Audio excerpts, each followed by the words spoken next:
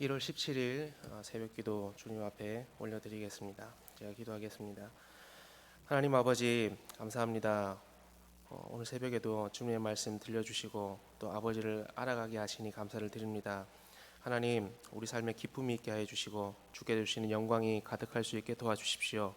날마다 하나님을 알아가는 지식으로 말미암아 은혜가 있게 하시고 우리가 그 지식으로 우리의 삶을 살아가고 승리할 수 있게 도와주옵소서. 감사함이 예수님 이름으로 기도합니다. 아멘. 찬송가 315장입니다.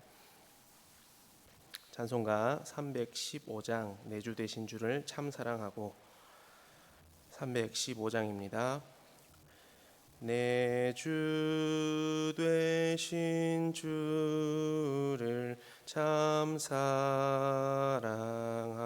사랑하고 곧 그에게 죄를 다 고합니다. 그는 은혜를 주신 내 예수시니 이전보다 더욱 사랑합니다. 주 날 사랑하사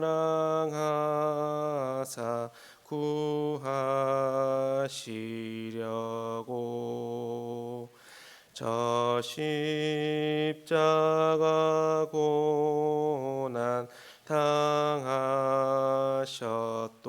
당하셨도다.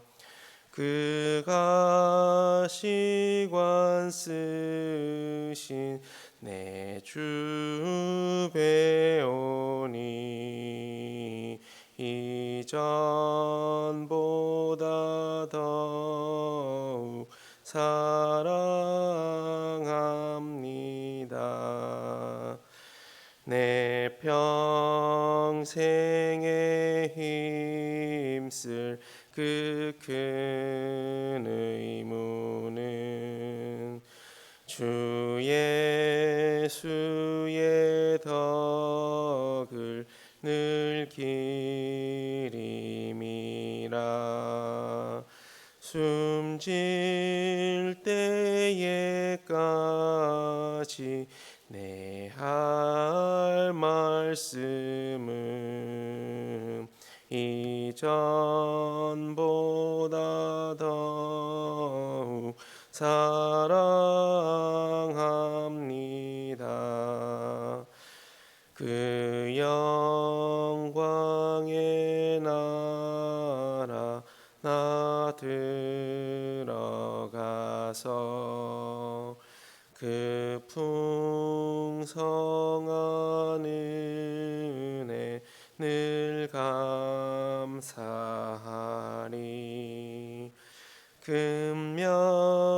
금면류관 쓰고 나 찬송할 말 이전보다 더욱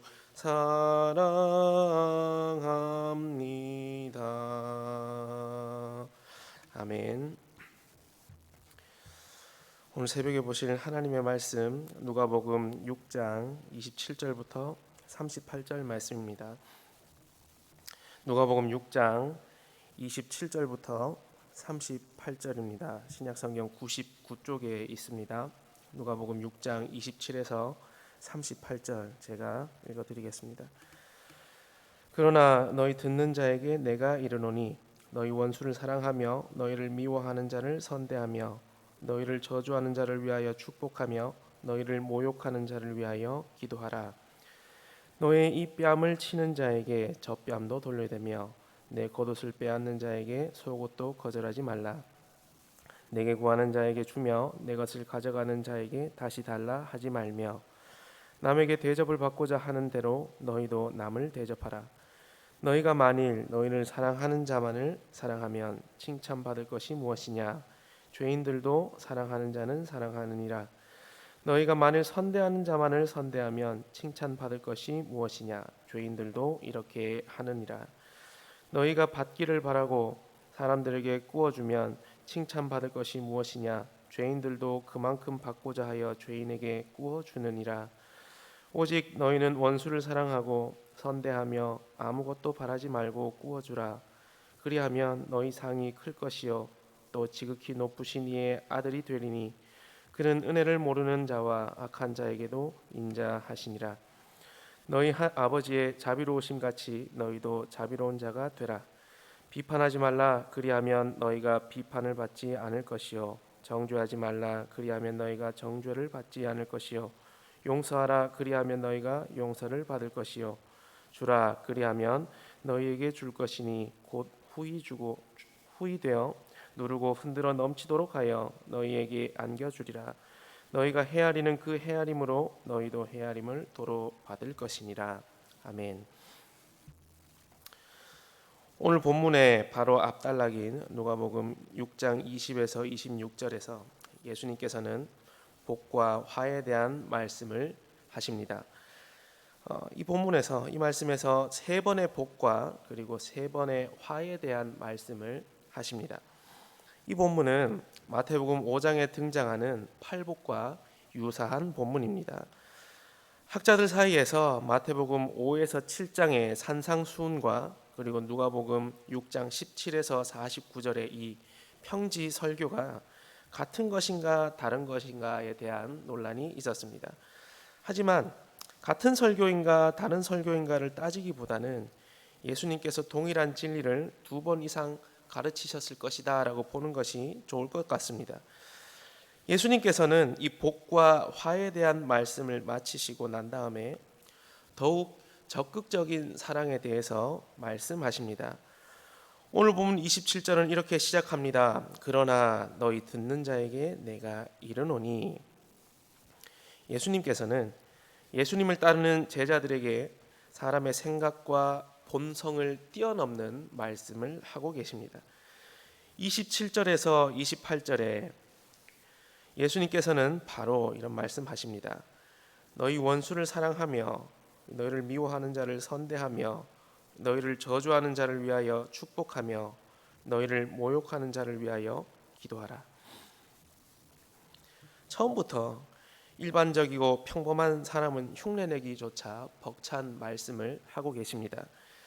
예수님께서 이 본문에서 원수를 사랑하라는 엄청난 말씀을 하고 계신 것이죠. 예수님이 이 말씀을 하실 때 그 전에 어떤 일들이 있었는가 하면 바리새인들과 그 서기관들이 예수님을 죽일 계획을 하고 있었습니다. 이미 서기관과 바리새인들은 누가복음 5장 17에서 26절에서 중풍병자를 고치실 때 예수님을 죽이고자 하는 모의를 하였습니다. 예수님께서 중풍병자를 고치시면서 이 사람아 내 죄 사함을 받았느니라고 말씀하셨기 때문에 그들이 예수님을 죽이고자 하는 모의를 했던 것 같습니다. 죄를 사할 수 있는 존재는 하나님밖에 없기 때문에 바리새인들은 예수님이 신성모독을 했다고 생각을 했고 그 신성모독은 죽음에 해당되는 죄였습니다. 그들은 예수님이 곧 하나님이심을 알지 못했기 때문에 이렇게밖에 생각을 못하는 것입니다. 누가복음 6장 1에서 5절에서 안식일에 제자들이 밀밭에서 이삭을 잘라 먹는 것 때문에 바리새인들이 또 시비를 걸고 있습니다. 안식일에 밀을 잘라 먹는 노동을 했다는 이유 때문이었습니다. 그리고 누가복음 6장 6에서 11절에는 예수님께서 안식일에 손 마른 자를 고치신 것 때문에 그 때문에 바리새인들의 표적이 되었습니다. 이 또한 안식일에 사람을 고치는 노동을 했기 때문이다는 이유 때문이었습니다. 여기에서 예수님께서는 안식일에 선을 행하는 것과 악을 행하는 것, 생명을 구하는 것과 죽이는 것 어느 것이 옳으냐고 하시면서 사람들 앞에서 공개적으로 바리새인들에게 망신을 주었습니다. 이에 바리새인들은 노기가 가득하여 예수를 어떻게 할까 서로 의논하게 됩니다. 예수님을 죽이려고 하는 자들이 점점 늘어나고 있는 상황 가운데 예수님께서는 이 말씀을 하고 계시는 것이죠. 원수를 사랑하며 너를 미워하는 자를 선대하며 너희를 저주하는 자를 위하여 축복하며 너희를 모욕하는 자를 위하여 기도하라 말씀을 하고 계십니다. 이 말씀 뒤에 예수님께서는 계속해서 충격적이고 파격적인 말씀을 제자들에게 하고 계십니다. 계속해서 선언하시죠. 누가복음 6장 29에서 30절입니다. 너희 이 뺨을 치는 자에게 저 뺨도 돌려대며 내 겉옷을 빼앗는 자에게 속옷도 거절하지 말라. 내게 구하는 자에게 주며 내 것을 가져가는 자에게 다시 달라 하지 말며. 이 본문은 마태복음 5장 38에서 48절에 등장하는 본문과 같은 내용입니다. 이 말씀은 제가 굳이 따로 설명하지 않아도 모두가 이미 알고 있는 유명한 본문입니다. 여러분, 저는 이 본문 좀 보다가 조금 충격적이었던 것이 뺨에 해당하는 헬라어가 원래는 턱을 의미한다라는 것이었습니다. 턱을 손바닥으로 때리는 사람은 별로 없을 것입니다. 보통 턱은 주먹으로 때리죠. 원어적 의미를 그대로 살리면 오른 턱을 주먹으로 맞으면 왼 턱도 돌려대라, 이런 의미입니다. 뺨에 뺨, 이런 턱, 이런 말씀을 읽으면 뺨, 이제 턱으로 바뀐 이 말씀이 훨씬 우리에게 충격적으로 다가오는 것이죠. 그리고 예수님께서는 계속해서 말씀하십니다. 이 말씀을 읽으면서 드는 생각은 말씀이 계속해서 내 마음을 때리고 있다라는 생각이 계속 들고 있습니다. 주먹으로 턱을 때리는 것도 아프지만 말씀으로 맞는 것도 참 마음이 아플 때가 있습니다. 말씀이 내 마음을 후벼 파는 것 같을 때가 있는데 오늘 본문이 꼭 그러한 것 같습니다. 32에서 34절을 보시면 또 우리의 마음을 예수님께서 후벼 파고 계십니다. 누가복음 6장 32에서 34절입니다. 너희가 만일 너희를 사랑하는 자만을 사랑하면 칭찬받을 것이 무엇이냐? 죄인들도 사랑하는 자는 사랑하느니라. 너희가 만일 선대하는 자만 선대하면 칭찬받을 것이 무엇이냐? 죄인들도 그렇게 하느니라. 너희가 받기를 바라고 사람들에게 꾸어주면 칭찬받을 것이 무엇이냐? 죄인들도 그만큼 받고자 하여 죄인에게 꾸어주느니라. 여러분, 예수님을 믿지 않는 자들도 사랑하는 자는 사랑합니다. 자기에게 선대하는 자는 선대를 베풉니다. 고슴도치도 자기 새끼의 털은 부드럽다고 한다고 하지 않습니까? 예수님께서는 제자들에게 이 정도는 세상 사람도 다 하고 사는 것이다 말씀하십니다. 그리고 예수님은 또 말씀하십니다. 계속 우리의 마음을 파고 들어오십니다. 35에서 36절입니다. 오직 너희는 원수를 사랑하고 선대하며 아무것도 바라지 말고 꾸어주라. 그리하면 너희 상이 클 것이요 또 지극히 높으신 이의 아들이 되리니 그는 은혜를 모르는 자와 악한 자에게도 인자하시니라. 너희 아버지의 자비로우심 같이 너희도 자비로운 자가 되라. 이 부분을 마태복음 5장 48절에는 이렇게 말씀합니다. 그러므로 하늘에 계신 너희 아버지의 온전하심 같이 너희도 온전하라.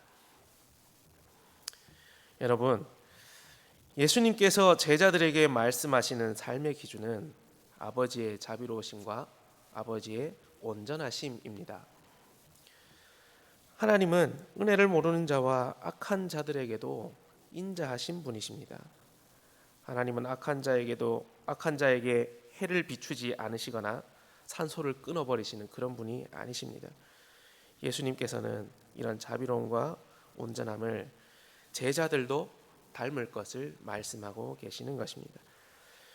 예수님은 세상적이고 인간적인 기준에서 가르치지 않으십니다. 눈에는 눈, 이에는 이. 이것은 그 누구도 할 수 있는 것입니다. 하지만 오른 턱을 맞았을 때 왼 턱을 돌려대는 일은 세상적인 기준으로는 할 수 없는 일입니다. 원수를 사랑하는 것은 인간적인 마음으로는 더더욱 절대로 할 수 없는 일 아니겠습니까? 우리 사랑하는 동호회 성도 여러분, 그래서 예수님께서는 십자가를 통해 우리에게 아버지의 자비로우심과 온전하심을 직접 보여주셨습니다. 보통 예수님의 십자가 사랑을 보고 아가페라고 부릅니다. 아가페의 원어적인 의미 이런 것을 살펴볼 필요도 없이 우리는 오늘 본문을 통해 아가페는 원수를 사랑하는 것이다 라고 바로 알 수 있습니다. 여러분, 우리는 우리의 힘으로는 절대 이 아가페 사랑을 할 수 없습니다. 우리의 능력으로는 절대 십자가를 칠 수가 없습니다. 오직 예수 그리스도를 의지함으로만 가능한 것입니다. 내 힘으로는 원수를 절대로 사랑할 수 없습니다. 우리는 오직 예수 그리스도만 의지함으로 예수님을 닮아가고 그 사랑을 할 힘이 생기는 것입니다. 내 힘과 내 능력으로 하는 신앙은 온전해질 수가 없는 것이죠. 말씀을 묵상하거나 설교를 들을 때 내 마음이 불편해질 때가 있습니다. 저는 그 지점이 아가페의 지점이라고 생각합니다. 아가페는 원수를 사랑하고 목숨을 내놓는 거창한 것만 있는 것이 아닙니다. 아가페는 내가 불편하고 피곤해서 불순종했던 것을 순종으로 바꾸는 것이 아가페의 출발이라고 할 수 있겠습니다. 각자 스스로 그 지점은 어떤 것인지 여러분 스스로가 자신에 대해서 잘 알고 계실 것입니다. 사랑하는 동의 성도 여러분, 아가페의 가능성은 나에게 있는 것이 아니라 예수님에게 있습니다. 죄인된 우리는 한 사람도 온전하게 사랑할 수 없는 존재입니다. 오직 예수 그리스도의 은혜만을 구하며 살아갈 때 우리는 아가페를 조금씩 이루어 갈 수 있습니다. 오늘 하루도 예수님의 은혜를 더욱 사모하며 살아가는 우리 성도님들 되셨으면 좋겠습니다. 기도하겠습니다. 하나님, 은혜를 감사합니다. 죄인된 우리를 사랑하여 주셔서 너무너무 감사를 드립니다. 하나님, 우리가 예수님을 조금씩이라도 닮아갈 수 있게 도와주십시오. 말씀을 묵상하고 또 말씀을 들을 때마다 우리에게 주시는 그 말씀을 놓치지 않게 도와주시고, 내가 지금까지 무시하고 불순종했던 말씀들이 있다면 오늘 말씀을 통해서 다시 하나님께 돌이키고 순종할 수 있는 우리가 되게 하여 주옵소서. 감사하며 예수님 이름으로 기도합니다. 아멘. 하늘에 계신 우리 아버지여, 이름이 거룩히 여김을 받으시오며 나라가 임하시오며 뜻이 하늘에서 이루어진 것 같이 땅에서도 이루어지이다. 오늘 우리에게 일용할 양식을 주시옵고 우리가 우리에게 죄 지은 자를 사하여 준 것 같이 우리 죄를 사하여 주시옵고 우리를 시험에 들게 하지 마시옵고 다만 악에서 구하시옵소서. 나라와 권세와 영광이 아버지께 영원히 있사옵나이다. 아멘.